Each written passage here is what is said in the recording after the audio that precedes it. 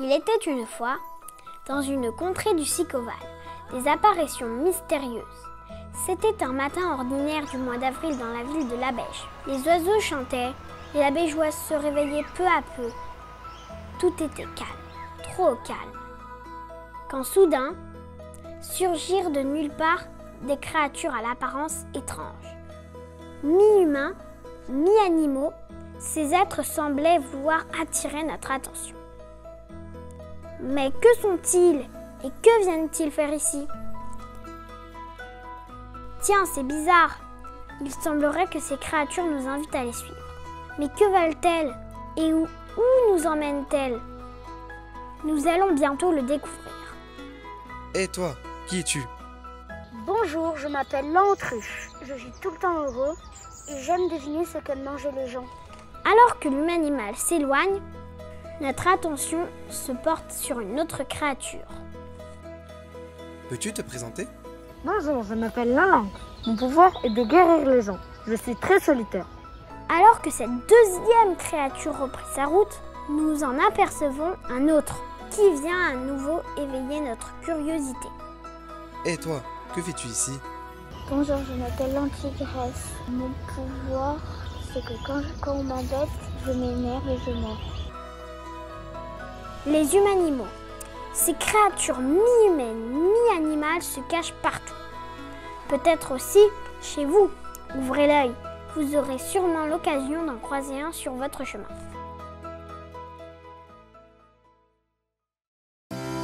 La première raison de cette collaboration avec Eric Simard est très simple. Eric est venu dans notre école à la fin du mois de décembre comme un cadeau pour Noël. Il avait envie de travailler avec les enfants sur les livres de sa collection Les Humains-Animaux, mais avec la volonté de trouver des pistes d'exploitation nouvelles. J'ai donc saisi l'opportunité offerte et nous nous sommes mis au travail. Eric Simard est une belle personne, riche et pleine d'empathie. Chaque rencontre avec lui est toujours magique. Il comprend les enfants et les enfants le comprennent. Ils sont attentifs et sérieux quand ils le croisent sur leur chemin de vie. Ils se savent écouter, respecter et peuvent livrer ce qu'ils ont au fond du cœur. Ce travail a été le fruit d'une collaboration entre enseignantes et animateurs de l'ALAE, car les valeurs véhiculées dans les livres d'Eric Simard ne s'arrêtent pas au seuil de porte d'une classe. Nous avons voulu faire découvrir aux enfants l'univers d'Eric par la lecture d'interviews le présentant et la découverte de chacun de ses livres. Puis, nous avons travaillé sur l'imaginaire de chaque élève. Chacun a défini ses forces, ses faiblesses, ses amitiés, ses haines pour créer son propre humain-animal. Nous avons diversifié les activités et les supports afin d'aiguiser l'œil et la sensibilité de chacun et nous avons rencontré Eric. Mettre un visage sur celui qui vous a fait voyager est pour les enfants extraordinaire. Voir les regards qui pétillent, les langues qui se délient, ça a été un vrai bonheur pour les adultes présents. Les enfants se sont choisis des noms d'auteurs et se sont pleinement investis dans l'activité d'écriture. Les enfants ont créé des masques en volume pour s'identifier à leur humain-animal. Ils se sont choisis un costume avec soin. Ils ont imaginé des messages positifs, porteurs d'espoir pour défiler dans notre village au nom des enfants de France et du monde. Ils ont crié leur droit à la différence et au respect. Ils ont revendiqué de pouvoir ressentir sans être moqués. Ils ont grandi.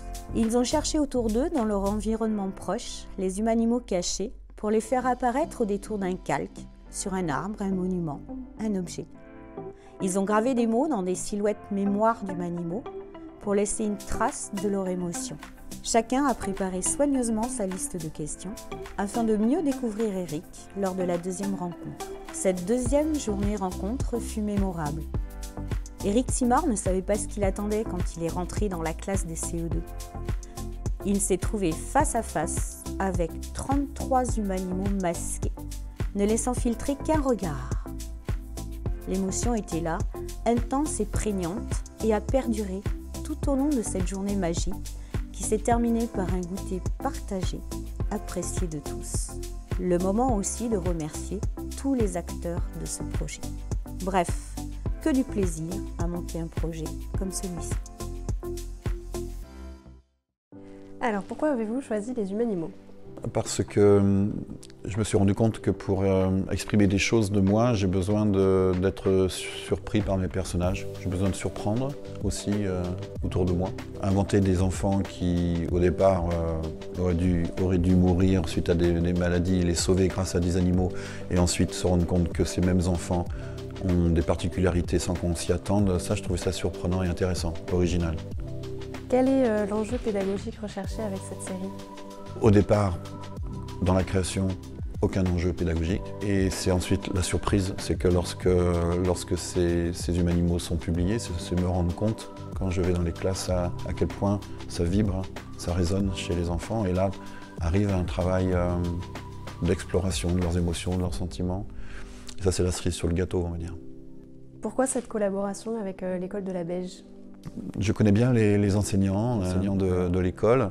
J'ai déjà fait un travail poussé avec Myriam, avec Sandrine, et je connais la qualité de ce qu'elles font. Donc j'ai pensé tout de suite à l'école de la Beige.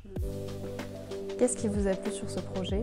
C'est l'investissement des enseignants auprès des enfants, c'est percevoir, sentir l'enjeu des histoires. Et ce qu'il se passait chez les enfants à la découverte de ces histoires. Voilà, c'est la sensibilité des enseignants et le fait de sentir qu'ils ont, avec ces histoires entre les mains, quelque chose qui peut vraiment aller loin dans les discussions, loin dans le partage.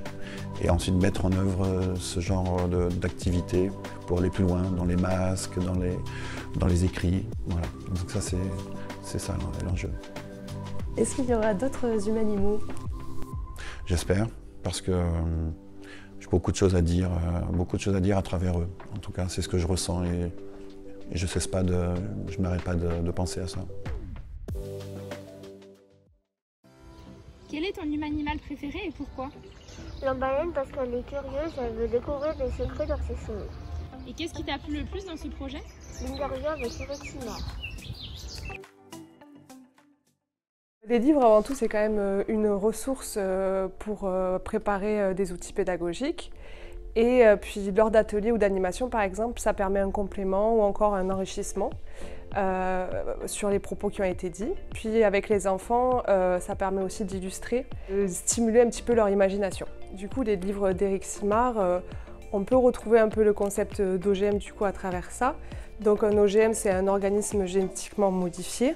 Donc le principe, c'est de supprimer, modifier, ajouter un ou des gènes à un organisme. Ça peut être à partir des gènes d'un autre organisme. Donc un gène, c'est ce qui va coder les caractéristiques d'un individu.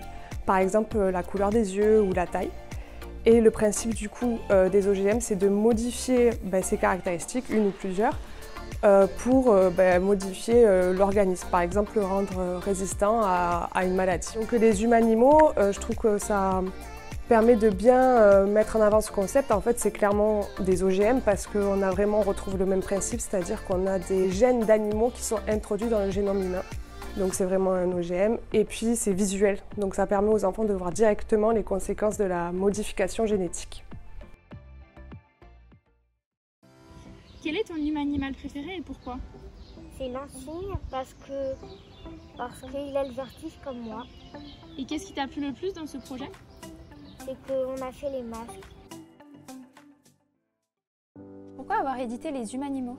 Parce que c'était d'emblée des histoires irrésistibles, extrêmement touchantes. Et c'est vrai que ces humanimaux, ils sont très singuliers et qu'ils ont tous quelque chose de vraiment fascinant. Et il nous est paru évident que ces histoires allaient avoir du succès, être importantes pour les lecteurs et les lectrices de l'école primaire et même peut-être au-delà. Et comment expliquez-vous le succès des humanimaux ? C'est vrai que les humanimaux, le premier est paru en 2010, a eu du succès aussitôt et un succès qui ne s'est pas démenti jusqu'à aujourd'hui, si bien que d'ailleurs la collection s'est bien agrandie depuis. Pourquoi ce succès ? Je dirais que si ces humanimaux, ils ont des caractéristiques fantastiques qui ne peuvent pas appartenir à notre monde à nous, en même temps, d'une certaine façon, ils nous ressemblent beaucoup. Chaque humanimal est unique, a des qualités incroyables que lui seul possède, mais est-ce que c'est pas le cas aussi de chacun d'entre nous ? En tout cas, nous, c'est ce qu'on a bien envie de dire à nos lecteurs de 8, 9, 10 ans et au-delà. Pour la forme, Moi, je trouve que ces romans sont de vrais petits objets littéraires extrêmement réussis et intéressants. Il faut savoir que pour chaque roman Humanimal, Éric, il a le droit à 22 000 signes, espace compris maximum, ce qui est vraiment très très peu pour développer une histoire. Donc vraiment, chaque mot est pesé, chaque mot compte. Il faut que chaque phrase ait une raison d'être, soit signifiante. Et ça fait donc des petits romans à l'écriture très belle. Et c'est pour ça, sans doute aussi, qu'ils touchent les enfants, les adultes et puis évidemment les enseignants. Quel est ton humanimal préféré et pourquoi? L'enserpente, parce que j'ai trouvé la fin bien inventée. Et qu'est-ce qui t'a plu le plus dans ce projet? Les questions à poser avec Simar à l'interview et le goûter partagé.